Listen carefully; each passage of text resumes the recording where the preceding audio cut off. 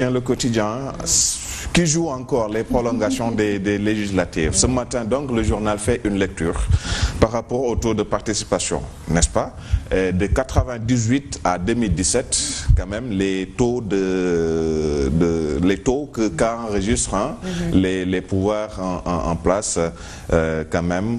Parfois ça baisse, parfois quand même il y a une augmentation, mais de 98 parce que le PS s'était retrouvé avec 50,2%, n'est-ce pas? En 2001, Wade avait 49,6% et en 98, on avait le sentiment que le Parti socialiste était en perte de vitesse, puisque après, si vous avez remarqué, le Parti démocratique sénégalais à l'époque et l'URD de Djiboka, n'est-ce pas?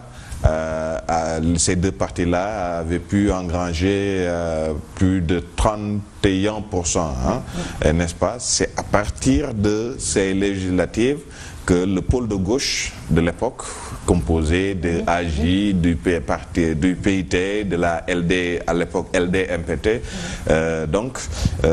et du MSU, n'est-ce pas? La lecture de Mamadou Dia, mais dirigée à l'époque par Massène Massène Niang et Bamba Ndiaye. Donc la lecture, qu'ils avaient faite, c'est que, voilà quoi, c'est le Parti démocratique sénégalais qui est majoritaire, n'est-ce pas? Ils ont un peu, oui. Oui.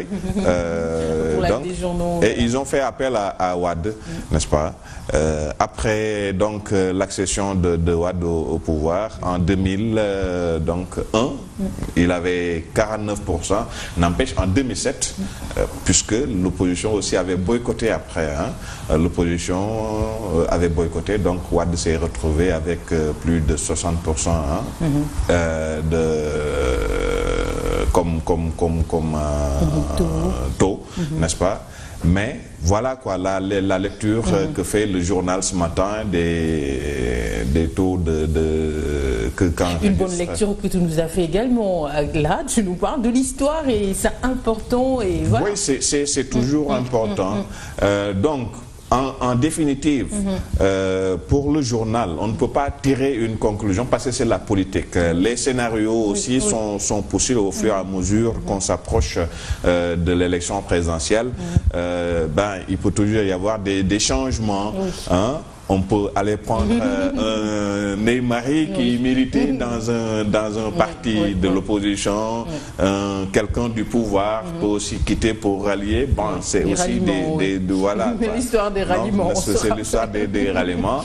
Mais il faut aussi reconnaître que le parti au pouvoir a toujours une avance pour une élection présidentielle. Donc, il a toujours une avance.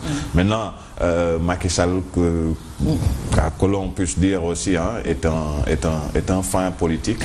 Donc, certainement, il a tiré un enseignement de ces 49,40 et quelques %, n'est-ce pas? Qu'il a récolté. Bon, il va peut-être aussi faire des jeux d'alliance en direction de la présidentielle de 2019. D'accord.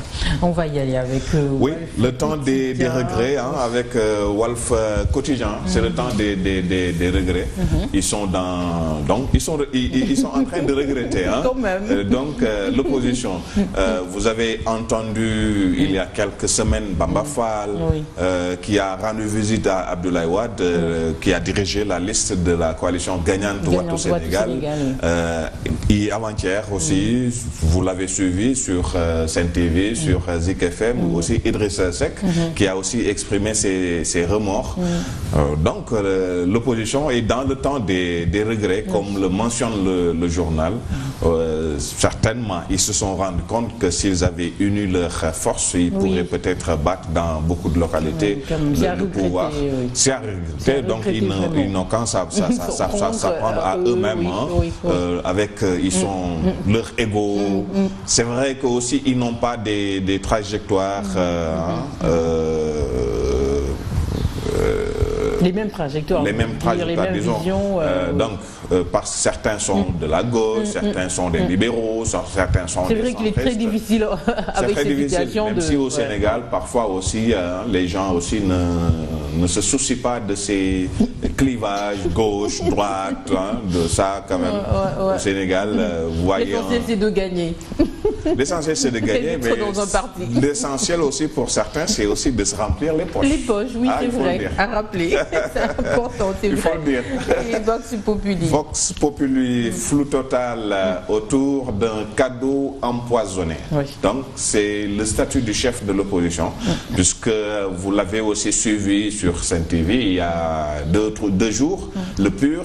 Le parti aussi qui a la révélation de ces élections a dit, n'est-ce pas, a réclamé le statut du chef de l'opposition.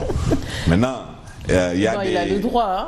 Tout le monde a le droit. Oui, tout le monde a le droit, puisque le PUR est parti sous sa propre bannière. Oui. C'était pas une coalition, donc c'est le parti qui a pu engranger ce qu'il a engrangé, donc comme nombre de voix, avec 3 députés.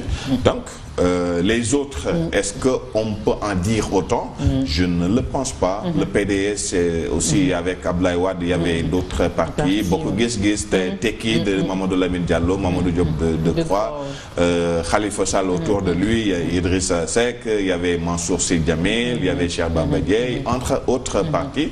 Donc, voilà quoi, on ne peut pas faire le PUR est dans son droit de réclamer le statut de chef de l'opposition, mais il y a des juristes qui se sont prononcés dans le journal.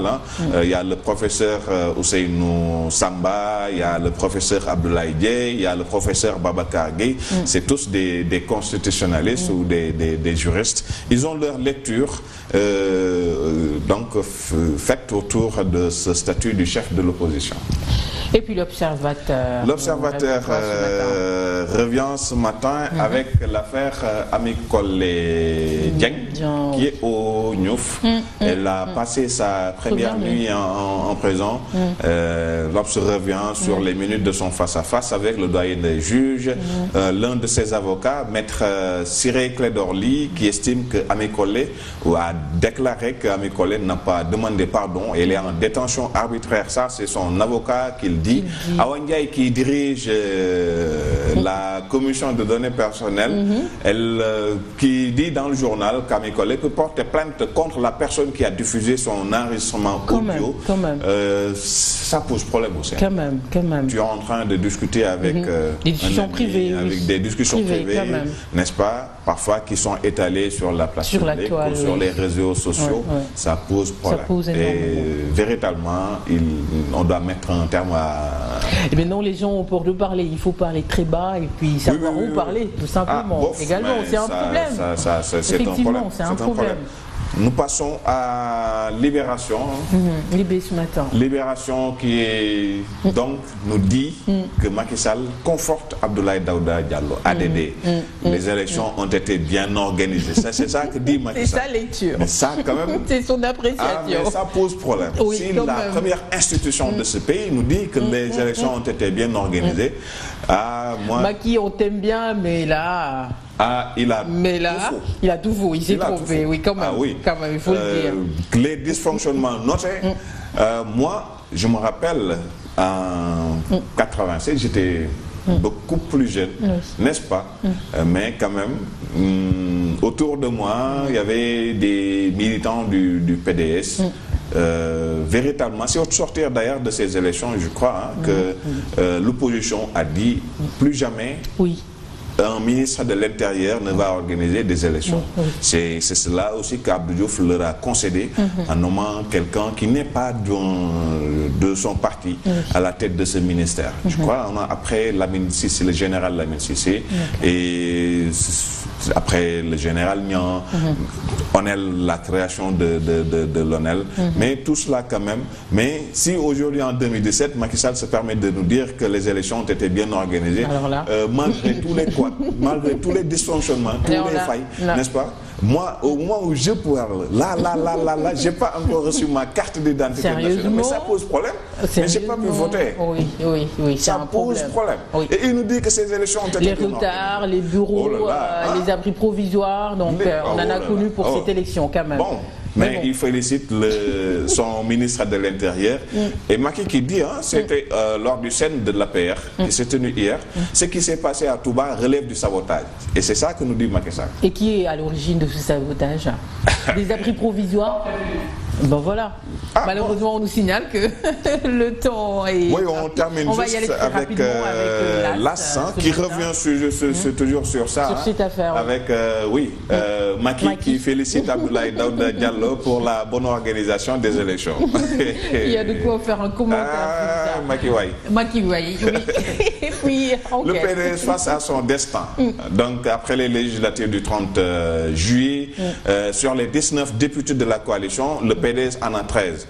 Donc le professeur Moussa Diaw, qui est enseignant à l'UGB de Saint-Louis, si le Parti démocratique sénégalais veut revenir au pouvoir, aux affaires, avec 3 points. Donc je recommande aux téléspectateurs d'acheter le journal. Pour voir la suite. Oui, pour voir la suite. Bien sûr.